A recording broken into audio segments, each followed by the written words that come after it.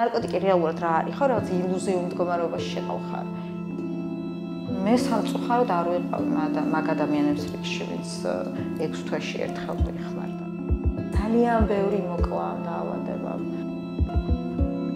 ფსკერის გარეშე რთულია ამოყვიტა.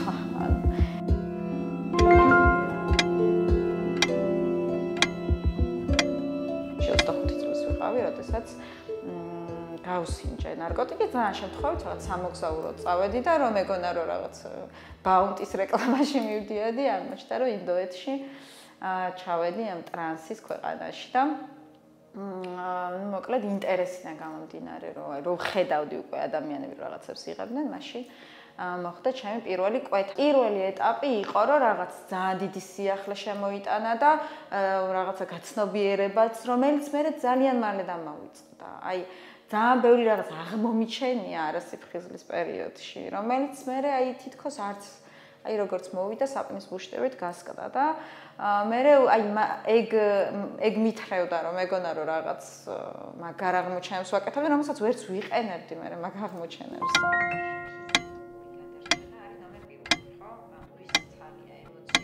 მე ფხიზგდები და უარესი სიცარიელე, უარესი უფსკრული და უარესი ტკივილი გაქვს, მაგრამ მე სულ იმ ნეტარებას ეძებ და იმას ეძებ, გინდა რომ თავისუფალი იყო, გინდა რომ ყველა გიყვარდეს, გინდა რომ აი ამ ბრაზისგან, წყენებისგან განთავისუფლდე და მე ძირითადად იყო აი ამ მდგომარეობის, მაგრამ რაც უფრო ხშირად მივაღწევდი მაგ რამდენიმე წუთიან მდგომარეობას, მე გამოფხიზლებული კიდევ უფრო დიდი ტკივილი, კიდევ უფრო დიდი და აი ესე უფრო რაღაცის ჩემი რაღაც შიგნით ჭრილობა უფრო გაღრმავდა და მე მივედი იმ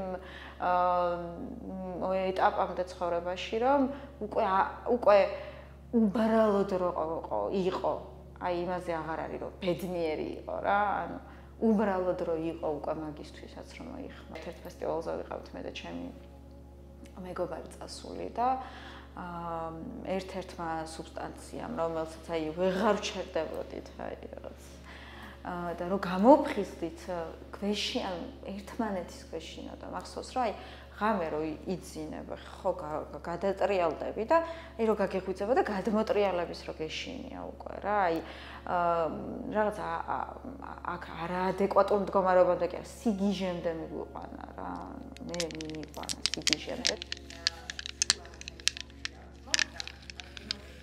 ის რომ უკვე იმ მდგომარეობაში მიხვედი, რომ დახმარება გჭირდება, ან მაგის საკუთარ თვალთან აღიარებაც ძალიან მტკივნეულია, იმიტომ რომ უკვე ძალიან ბევრი შიში, ძალიან სირცხვილის გრძნობა, ძალიან მძაფრი, რომ მე დამოკიდებული ვარ და მე ნარკოტიკზე ვარ დამოკიდებული და ჩემ შემთხვევაში კიდე რომ აი ოჯახში ან ჩემი და იყო რომელთანაც რომელსაც რავი ძალიან დღემდე ძალიან მწვენია რომ ის რაღაც ბავშვობა თავის სტუდენტობის და ის კარგი პერიოდი ჩემს მოვლაში და ჩემს დევნაში და აი მახსოვს რომ ის მომენტი როცა მე ოღონდ ვერ ვაანალიზებდი რომ ესე ძალიან ცუდ დღეში ვიყავი რა ანუ ადამიანები ხა ჩემდას ქონდა ის რომ თიკო აი რა უქნათ და დაგეხმაროთ ნუ აი ჩემ მშობლებს დღემდე უჭირთ მაგის გაანალიზება რომ მათი შვილი ნარკომანი რა დღეში ვიყავი ეხლა რომ ვინმე დავინახო გოგო რომელიც აი ესე მარტო ეგეთ მდგომარეობაში ხოლმე ექნება თანაგაც და მაგრამ საკუთარი თავის მიმართ არ მქონდა მე ვერ ვაცნობიერებდი რომ უკვე ეგეთ ფსკერზე ვიყავი იყო ეტაპი როცა 2 წელი ვიყავი ფხიზელი და არ ვიცი აი ყველა მეზღებოდა პირველ რიგში საკუთარი თავი ან ჩემი ქმარი მეუბნებოდა რომ სახეზე აი უკვე აი ეს ტუჩების მხარე რომ ჩამოგეწევა იმიტომ რომ აი სახში რაღაცა უამრავი სიგიჟე აზრი რომ მოგდის რომელიც გჯერა რომ სიმართლეა და აი ამ შენი აზრების და შენი ამ საშინელი ემოციების ტყვეობაში ხარ და ხო რა მე ისევ რაღაცა დაბრუნება ისევ იმასთან რაც იცი რომ ცოტა ხანი რაღაცა იმ ლუფტს აკეთებ რა აი კარგად ხარ კი არა ცუდად აღარ ხარ აი ისე ცუდად აი ისე გაუსაძლისად რომ აი ყოფილა მომენტი რომ ანუ აი ეგეთ მდგომარეობაში ხარ ჯობია მოიხმარო რა ანუ აი ხა უთქვამს რომ აი რა დღეში ხარ რა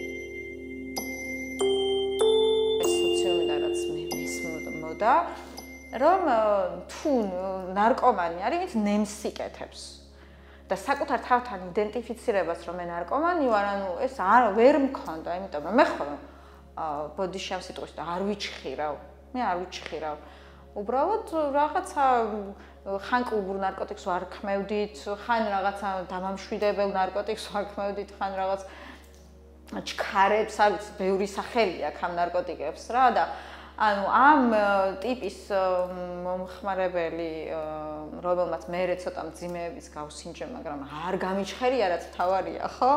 აი ეს იდენტიფიცირება, რომ ნარკომანი ვარ, ესეც ძალიან გვიან შევძელი. მე თვითონ წარმოიდგინე, ანუ ძალიან ცუდად ყოფილვარ, ძალიან ბევრჯერ, აი თავის მოკვლის მცდელობა, აი არ ვიცი, ძალიან ბევრჯერ და მაინც რო ვერ ხვდები, რომ ძალიან ცუდად ხარ და დახმარება გჭირდება რა, იმიტომ რომ ეს შენ იკავებ და იგროვებ, იმიტომ რომ იცი რომ შენ თავისთვის შენ უსაფრთხო ხარ.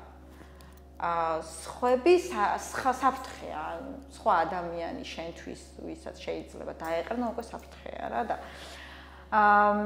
იყო ეგ ეტაპით შეგუების, რომ რავი, ესე ვარ და всё რა და ისევ ჩემმა ყოფილმა ქმარმა, რომელიც რაღაცა დაშორებულები ვიყავით და რამდენიმე თვე საერთოდ არც მქონდა კომუნიკაცია და შემხვდა და ხიზელი იყო და რომ მითხრა 4 თვეო ხიზელი ვარ და იღიმო და მეთქი რანაირად ანუ ეს იყო პირველი იმედის სხივი, რომ ეს თუ გამოფხიზლდა, მეც რაღაცა მეშველება. პირველი ერთ-ერთი ნაბიჯი მნიშვნელოვანი, უდიდესი მნიშვნელობა აქვს ამ ნაბიჯს არის კაპიტულაცია რა, რომ ანუ არ მარტო ვერ გაუმკლავდები ამას.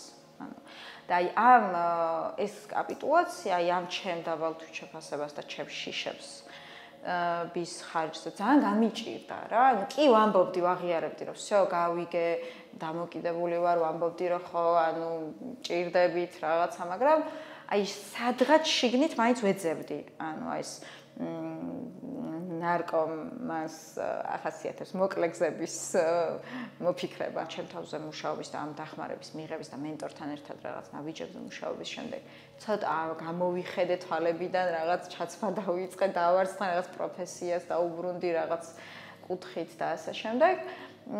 გადავწყვიტე, რომ всё, აღარ მჭირდებით. და მე არ ვარ დამოკიდებული, ძალიან მალე დამოვიწყდა ის ყველა ფსკერი და ის ყველაფერი, ანუ სუდი და აი იმში, ანუ პირველი ხო დავიწყე, რომ შიშით, რომ ისე ცუდად აღარ მინდა ვიყო და ისე ცუდად რომ აღარ ვიყო, всё, უკვე მოუჩიტეთ და всё, ეხა კარგად ვარ რა და ერთი წლის თავზე მქონდა სრივი, ანუ სრივი, ანუ ჩავარდნა.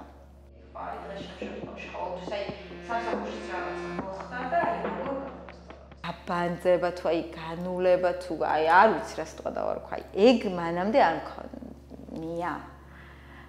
რომ აი ჩამომასვენეს ერთ-ერთი ქვეყნიდან.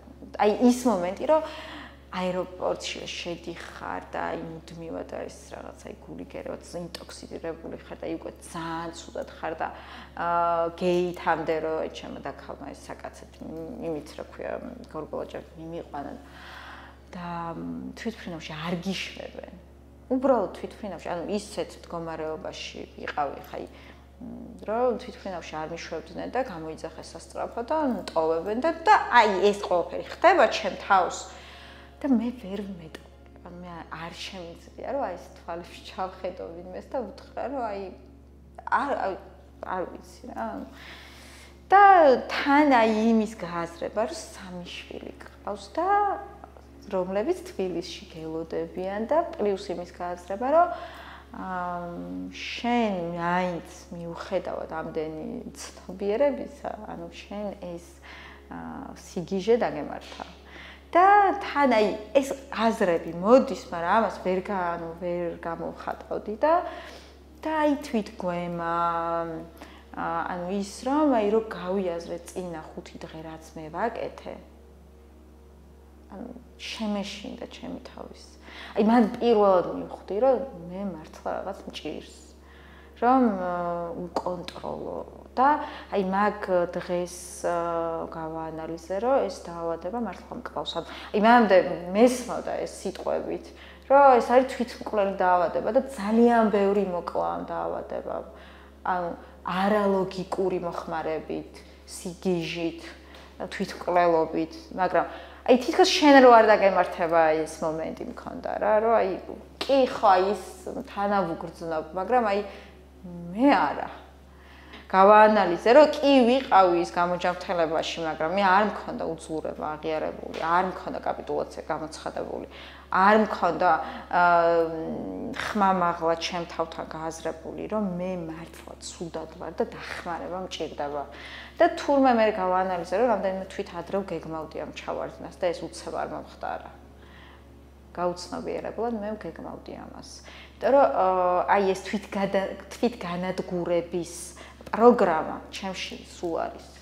ღმერთთან როდის ყოფილხარ ყველაზე ახლოს ეს კითხვა რომ ვინმე დამისვას და მოდი ახლა ჩემ თავს დაუსვავ, აი ეგ წამი იყო, რომ როდესაც ვერ მოძრავ და აი რაღაცა რომ გაბუჟებული ხარ. აი ღმერთს მაშინ მახსოვს ვთხოვდი რომ მეთქი ესე არ დამტავა.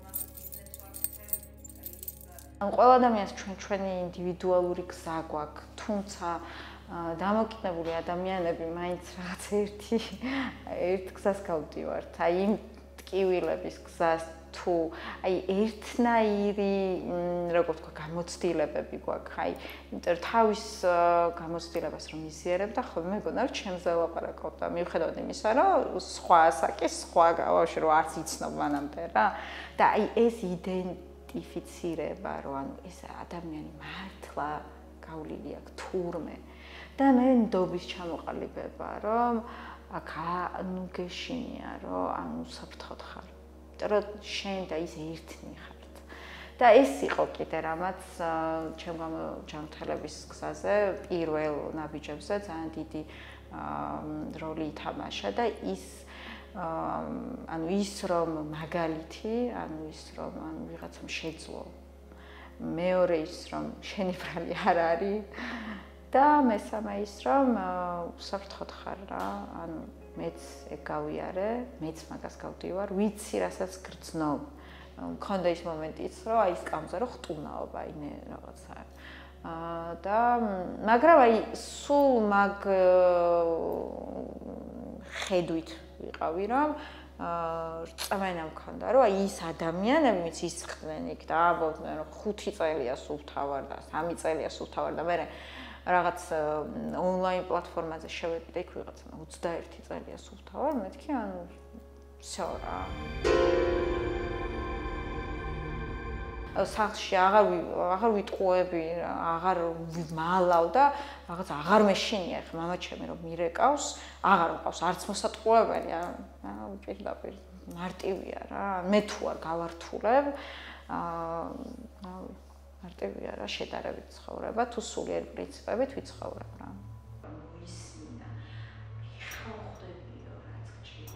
და ჩემ დღესაც მეუბნება ხოლმე, რომ აი ეხლა ვხდები, იმიტომ რომ რაღაც თვითონაც ჩაერთო მშობლების რაღაც თვითდახმარების ჯგუფებში და იქ რომ ისმენს და იქ რომ რაღაც აი 1-2 დამოკიდებული ადამიანის აი უცხოსის სპიკერი რობა რომ მოისმინა ეხლა ვხდებიო რაც გჭირდაო და მე საერთოდ აი წარმოდგენა არ მქონდაო რა იმ დღეს ტიროდა და მეთქი კაი ანუ დამშვიდი იმიტომ რეალურად აქ ანუ პრობლემა იმაში კი არის რომ არ უნდა მე ესე ვხედავ რა არ უნდა უბრალოდ არ იცის ამ მშობელს შეუძლია ის რომ ანუ ხშირ შემთხვევაში შეიძლება გაზარალებდეს კიდეც თავისი აი თვითონ როგორც აღიქოს რომ შენ გეხმარება რომ ფულს გაძლევს და შენ გეხმარება რომ ვალებს გიხდის და შენ გეხმარება რომ საჭმელი მოაქვს სახლში ის შენ ფსკერს აგვიანებს და ანუ აი ფსკერის გარეშე კიდე ძალიან რთულია რომ ადამიანი გამოჯანმრთელდა რა და ხშირ შემთხვევაში აი მშობელმა არ იცის რა როგორ დაგეხმაროს არსებობს გზა რომ არ იყო ეგრე ოღონდ მართლა ის არის მეომარის გზა ოღონდ დღესაც რომ მოვდიოდი რა სამლაპარაკს დავიწყავს შიგნიდან ძალიან მეშინოდა მაგრამ აი ზუსტად მაგ შიშს რომ გადავლახავ და არ მოვუსმენ და არ დავუჯერებ აი ეგ მხდის მამაც